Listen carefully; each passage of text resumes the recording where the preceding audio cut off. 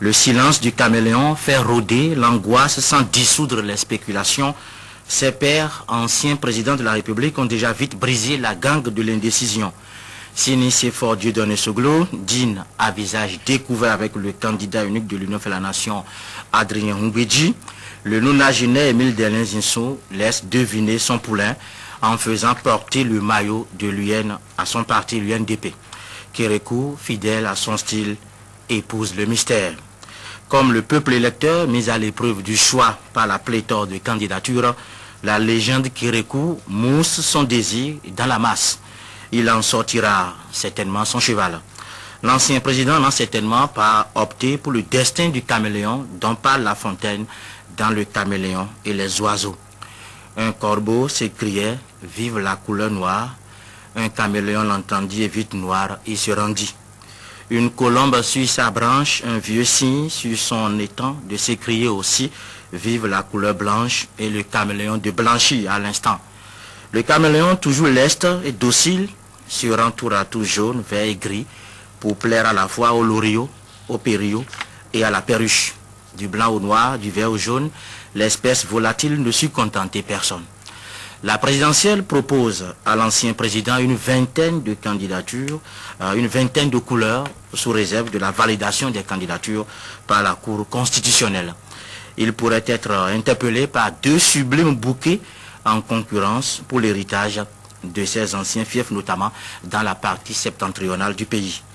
Kérékou garde encore son secret, mais des faits ouvrent la boîte d'indiscrétion et laisse échapper des signaux qui servent de boussole aux chroniqueurs.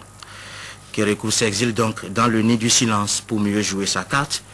Il y prend de l'oxygène et puise l'ultime inspiration pour arroser les oasis dans le désert d'incertitude. Mais il doit gérer une situation de pression aiguë. D'un côté, ses enfants spirituels, Ablia Biochane Abete, Issa Salifou, Christian Laindé, sont tous candidats et rêvent chacun de sa bénédiction. De l'autre et surtout, ses amis Kadhafi et Sassou Nguesso lui demandent de voter Boni Yayi.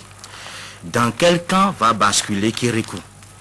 L'inévitable choc Yaya Bété dans les fiefs de l'ancien président et la montée de Saleh constituent une équation à plusieurs inconnus, une épreuve pour l'ancien général président.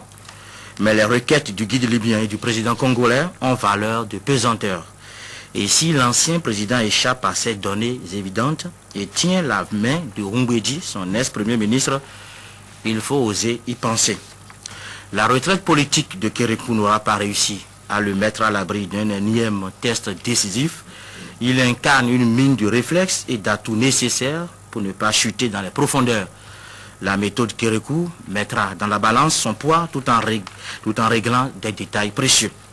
Cet homme, fin stratège, sait déjouer tous les pronostics et prendre de vitesse l'opinion.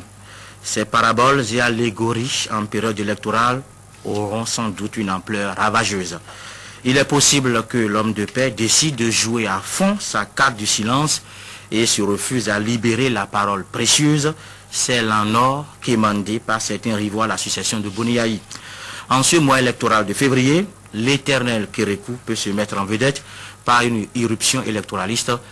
L'ex-locataire de la Marina, fertile et généreux en trouvailles politiques, connaît bien la présidentielle. Le recours à un soutien tissé dans la discrétion et la subtilité répandra son efficacité. Cela s'appelle agir dans l'ombre. Le brevet de ce mode de fonctionnement a permis à une époque récente des exploits politiques.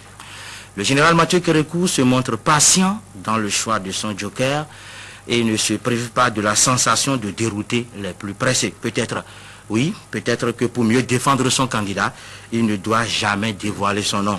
Tout pari sur sa position et son vote est risqué, il vaut mieux s'abstenir.